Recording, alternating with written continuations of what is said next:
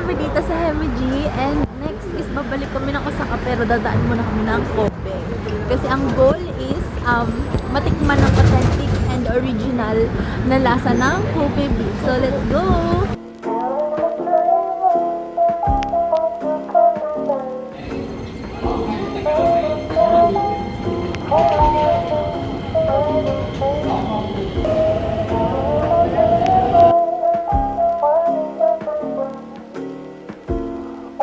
Okay guys, so pupunta na kami dito sa Kobe Harborland. Yes, Kobe Harborland. Baba tayo. Okay guys, so nandito na tayo sa may Kobe Harborland and lalakarin natin papunta dun sa may mosaic which is yung sikat na Ferris wheel dito. Parang MOA lang siya actually. Tapos, after nun lalakad din tayo dun sa Kobe Tower. So, let's go. Hanap tayo ng mas kainan dito.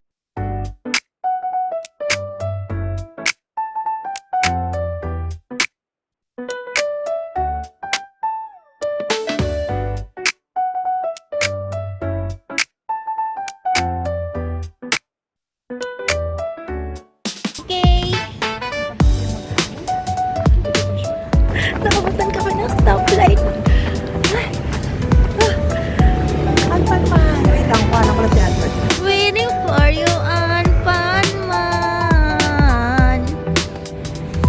Yes, with the Christmas light. Parang ang ganda dito kapag may boyfriend ka. Tapos holding hands while walking lang kayo. Guys, welcome to MOA. Mall of Asia. Charot. Joke lang. Wala kami sa Pasay. Andito kami sa Kobe. And we're looking for a good Kobe restaurant. Kahit hindi naman talaga namin alam kung ano yung restaurant na yun. Ano masasabi mo? Sana may sana live, di ba? Para may pwedeng mag-suggest. Oh. Guys, may char. Comment down below. Yeah, we're here sa may mosaic. And feeling ko kung marami kayong kids guys, mag-e-enjoy kayo dito. And mga senior. Kasi ang dami restaurant. May Anpanman Children's Museum. And may Ferris wheel. Yun ang pinakasikat dito guys. Guys, kung magjowa kayo, tip ko sa inyo, para makatipid kayo. Sakay kayo ng Ferris wheel. O, alam nyo na.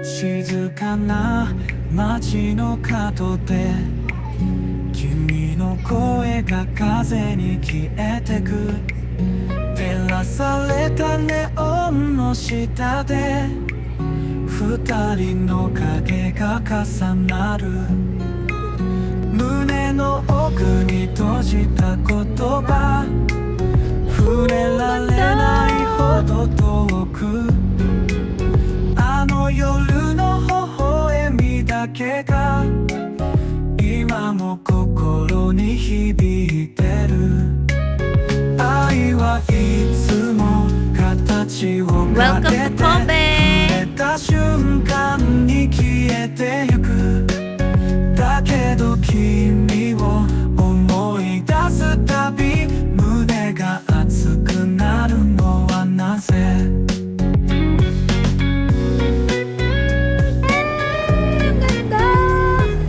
Kobe Port Tower. Tapos ang ganda rin ng hotel na to guys. Taran! Ganda dito.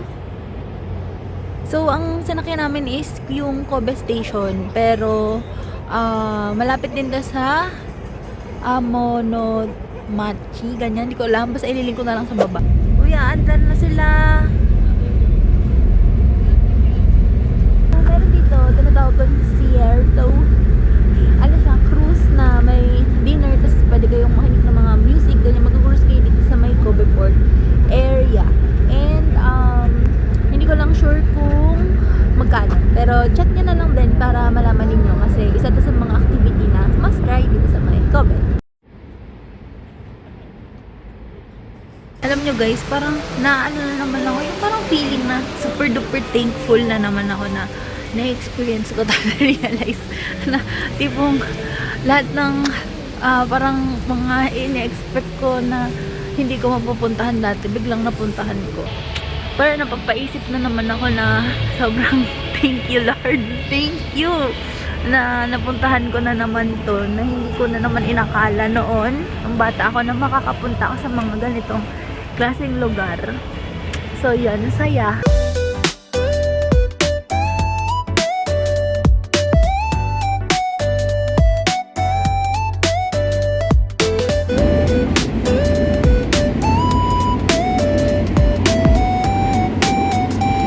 Medyo naligaw pa kami kasi akala ko may connecting train. I mean, may connection ng dalawang train. Hindi pala. Lalakarin mo pala talaga sa labas. So, yun. Punta na kami ng San Nomiya area. Tapos lalakarin lang namin pumunta ng San Nomiya station ng BR bago bumalik ng Osaka.